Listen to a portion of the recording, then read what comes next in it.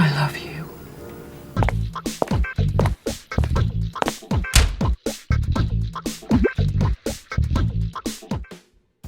너무 오랜만에 새해 복 많이 받으세요. 기자님도 새해 복 많이 받으십시오. 넥타이까지 하시고. 저한테는 새해 첫 녹화거든요. 팝콘 가게니까 각을 좀 잡았죠. 서정성 짙은 퀴어 영화가 다시 돌아옵니다. 요즘같이 추운 날 붕어빵 같은 영화야. 크리스마스 시즌과 워낙 잘 어울리기 때문에 12월에 재개봉했으면 어땠을까라는 생각도 드는데 새해에도 굉장히 잘 어울리는 영화다. 좋은 선택이었다. 이런 생각이 들고요. 그 이유는 잠시 뒤에 또 설명을 드리도록 하겠습니다. 퀴어라는 사전적 의미가 이상한, 기분 나쁜 이런 의미를 담고 있잖아요. 동성애자들 스스로가 자신들의 풍자를 하기 시작하면서 동성 연애자라는 의미로 이제 통하게 되는 게 이제 퀴어의 시작인데, 그러다가 이제 퀴어 시네마라는 것이 91년도 토론토 영화제에서 이 동성애자들의 이미지 변천을 보여주는 하나의 개념으로 처음 소개가 되고요. 이후에 퀴어 시네마가 이제 동성애자의 권익을 보호하고 또 동성애 주제로 다룬 영화를 통칭하는 그런 단어로 쓰이게 되는 것이죠. 오늘 TMI는 슈퍼 16mm 필름. 토드 헤인즈 감독 전작 중에 파프롬 헤븐이라는 작품이 있어요. 그 영화는 35mm 필름으로 찍었는데 원더스트럭도 35mm 필름으로 촬영을 했고요. 그러니까 16mm 필름은 35mm 필름보다 입자가 좀 더 작잖아요. 그러다 보니까 좀 더 입자가 거칠어 보이고 자글자글해 보이는 그런 느낌이라는 게 있거든요. 질감이. 캐롤은 배경이 1950년대지 않습니까? 디지털이 아닌 필름 영화라는 측면에서 이 테레즈와 캐롤의 얘기가 좀 더 특별하게 다가오는 생각이 들어요. 특히 또 토드 헤인즈 감독은 이 캐릭터의 의상 같은 건 물론이고 영화 전체에 미학적으로 굉장히 많이 신경을 쓰는 감독 중에 한 명. 그 영화의 모든 것들을 다 하나하나 눈여겨보셔도 되겠다. 또 저는 또 특히 또 뉴욕이라는 도시를 아주 좋아하다 보니까 뉴요커 증권시장에 계신 분 같은데. 1950년대 뉴욕에 있는 백화점에 진짜 갔다 온 기분 같은 것도 약간 드는 거죠, 저는. 자, 캐롤 영화 줄거리 함께 보고 오겠습니다. Dearest, there are no accidents. Carol, I miss you. This strange girl.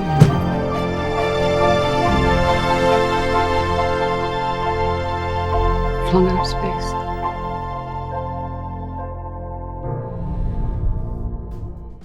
퀴어 영화는 동성애라는 것이 금기시되거나 아니면 사회적 편견이 가득한 시대를 배경으로 하는 것을 볼 수 있는데, 사회적 억압들을 그러다 보니까 시각적으로 보여주는 장면들이 많이 눈에 띄는데, 일단 영화의 시작은 무슨 하수구 빗물바지를 영화 프레임 전체를 가득 채우면서 시작을 하잖아요. 쇠창살 느낌을 주는데 그 자체로 감옥 같은 답답함을 관객들이 느끼면서 영화가 시작을 하게 되고, 보통 영화 첫 장면에서 누군가가 어디로 들어가, 그게 주인공이거나 아니면 굉장히 중요한 사람일 수도 있을 텐데 완전 그냥 엑스트라 정도 되는 인물이라는 거죠. 그런 인물이 캐롤과 테레즈 두 주인공의 밀회를 발견하는 시퀀스로 영화가 시작을 하게 된다는 거예요. 결국 영화를 다 보고 나면은 왜 비밀스러운 밀회의 현장을 발견하는 것처럼 찍었는지가 이해가 가는, 짐작이 되는 부분이라고도 할 수 있겠습니다. 또 하나는 두 주인공이 차를 타고 이동하는 장면 참 많이 나오잖아요. 차 안에 있는데 인물들은 창 밖에서 찍었다는 거예요. 심지어 창문도 비 때문에, 물방울 때문에 뿌여서 잘 보이지도 않아. 이런 식으로 두 인물이 처한 시대적 상황이 관계를 억누르는, 갇힌 느낌을 주는 연출이 돋보였던 것 같습니다.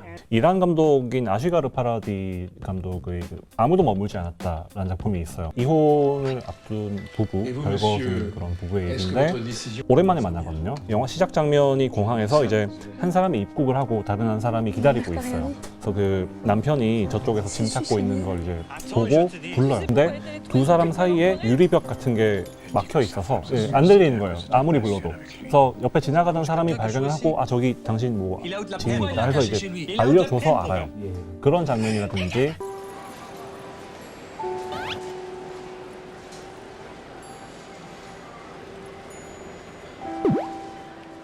두 사람은 서로 대화를 하고 있는데 그게 관객한테는 내용이 전달이 번역이 안 된다든지, 그런 식으로 어떤 정보를 차단을 하거나 보여주거나 아니면 유리로 벽이 있거나 그런 걸 통해서 두 사람 사이에 약간 서먹해진 그런 관계나 이런 거를 보여주는 그런 장치들이 영화 초반부터 나오게 되는데, 그러니까 인물을 영화가 보여주는 방식이 곧 그 영화 속에서 그 사람이 어떤 캐릭터인가 라는 것을 좀 대변하기도 하는 것 같습니다. 크리스마스 선물을 사러 온 수많은 그 인파 속에서 두 사람은 서로를 발견을 하잖아요. 근데 정말 거짓말처럼 시간이 멈춘 느낌, 이 자체로 사진 같은 느낌도 있습니다. 캐롤이 아름다워서 테레즈가 사진 찍는 장면도 나오는데 어떻게 보면 다시는 돌아오지 않는 한 순간, 정말 뭐 신기루처럼 부서질 것 같은 순간들이 있단 말이죠. 살다 보면은 기억하고 포착하고 싶은 장치가 결국에는 카메라가 아닌가라는 생각도 듭니다. 토드 감독은 특히 뭐 사울 레이터나 비비안 마이어 아니면 에스터 버블리 같은 사진 작가들, 특히 도시의 풍경이나 인물들을 찍었던 그 시대적 배경과 비슷한 시대에 활동했던 여성 작가들의 사진들을 많이 참고를 하면서 구상을 했다라고 얘기를 하고 있는데, 약간 캐롤도 설정 사실 좋아했던 것 같아요. 그런 연출 같아요.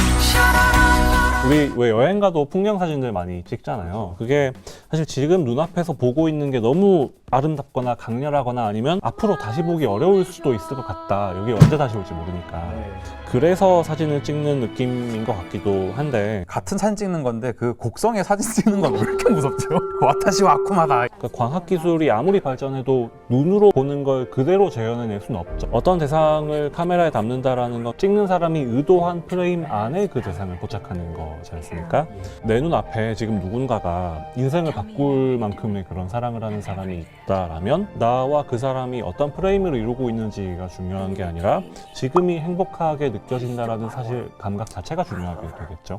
여행지에 가서 사진을 찍는다는 것은 그 장면을 영원히 있겠다고 선언하는 것과 같다, 이런 얘기를 하는데, 물론 뭐 사진 찍지 않으면은 기록이 될 수 없고 다시 보면서 추억하는 것 자체가 불가능하겠죠. 하지만 내가 그만큼 내가 눈으로 보고 있는 것을 머릿속에 담는 것이 더 중요하다는 걸 말하는 명언처럼 해석됩니다. 원작자 패트리샤 하이스미스가 실제로 1948년쯤 백화점에서 자신이 이제 임시직 그 판매 사원으로 일했을 때 어떤 중년 여성 손님을 보고 좀 매혹을 느꼈던 일화가 있다라고 해요. 자전적인 내용도 담겨 있다 보니까 사생활이 드러나는 걸 이제 꺼려서 자기가 쓴 소설이었다라는 걸 1990년에 가서 밝힙니다. 그 전에는 다른 필명을 썼고요. 원래 제목도 캐롤이 아니라 소금의 값, The Price of Salt였는데, 자기 소설이라는 걸 90년대에 밝혔단 말이에요. 그러면은 그때 가서야 제목도 캐롤로 다시 출간이 되었고, 그러면은 뭐라 그러죠? 그 판권? 뭐 거기까지는 제가 찾아볼게요. 그러니까 빛과 소금이라는 게 세상에 아주 중요한 것, 세상에 의미를 부여하는 것, 그런 것들을 뜻하는 말이잖아요. 사랑을 얻고 또 사랑을 지켜내기 위해서 두 사람이 어떤 행동을 하고 어떤 선택을 하는지, 그런 것을 생각해보게 하는 원래 제목인 것 같고, 모든 일은 제자리로 돌아가게 돼 있어, 이런 대사가 나오잖아요. Dearest, there are no accidents, and everything comes full circle. 첫 만남의 계기가 되는 장난감 기차가 있는데, 둘의 인생을 새로운 어떤 궤도 위에 올려놨던 그 기차가 레일 위를 계속 돌고 돌지 않습니까? 장난감 기차는. 어떤 그 두 인물이 서부를 떠돌면서 둘의 사랑이 깊어지지만 이 여행이 오래 가지 않아 중단이 되죠. 회귀의 여정에 대한 어떤 은유 또는 암시처럼 보이기도 하고요. 영화 첫 장면도 그래서 반복이 되잖아요. 재회의 장면으로 시작을 해서 회상을 거치고 다시 재회의 장면으로 돌아오죠. 흥미로운 건 초반에 이 캐롤이 테레즈에게 다가갔잖아요. 이번엔 테레즈가 캐롤에게 다가가게 되는 거죠. 저는 이때 카메라 워크가 참 좋았는데, 영화가 전반적으로는 픽스드 캠을 사용을 합니다. 영화의 마지막에 어떤 결정적인 순간에서는 캐롤 쪽으로 다가가는 카메라를 핸드헬드로 찍었다는 거죠. 그래서 좀 극적인 순간을 터뜨리는 어떤 모습을 볼 수 있었고요. 새해 재개봉이 어떤 신의 한 수였다. 연말보다는 다시 되돌아와서 다시 시작하는 새해가 낫지 않을까. 캐롤이 테레즈를 보면서 하는 말이 있어요. My angel flung out of space라고. 많이 굴리시네. 뉴욕이야, 뉴욕 오늘 완전히. Flung out of space. 하늘에서 떨어진 것 같다. 지금 당신 내 앞에 있는 게. 그런 의미인 건데, 저기 우주 어딘가에서 갑자기 여기 생겨난 것처럼 눈앞에 지금 당신이 있다라는 것이 얼마나 신기하고 경이롭게 느껴지겠습니까? 사랑을 한다는 것 자체가 지금까지 내가 알고 믿고 경험하고 있던 세계가 그 사람으로 인해서 새롭게 재정의가 되는 일이 아닐까라고 생각을 하게 되고, 그러니까 제가 얼마 전에 제 그 브런치에 연말연시를 위한 넷플릭스 재생 목록이란 제목으로 글을 썼던 적이 있는데, 그때 캐롤을 포함하진 않았었어요. 거기 넣어서도 좀 어울렸겠다. 지금 바꿀 수는 없어요. 글을 새로 써야죠. 네, 오늘 영화 캐롤 팝콘각 이야기 해보겠습니다. 내가 죽던 날에서 제가 했던 것처럼 오늘도 행동으로 쏠 수 있어 그거? 쏠 수 있어! 그거 말고요.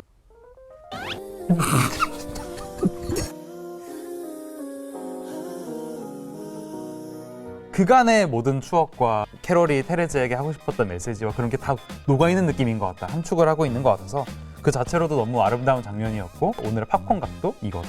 하필이면 또 동성이네. 사랑을 정의하지 말고 일단 그 사랑을 하세요라고 하고 싶습니다. 팝콘 각 저희 다음 시간에 뵙겠습니다. And I will not deny it. Would you?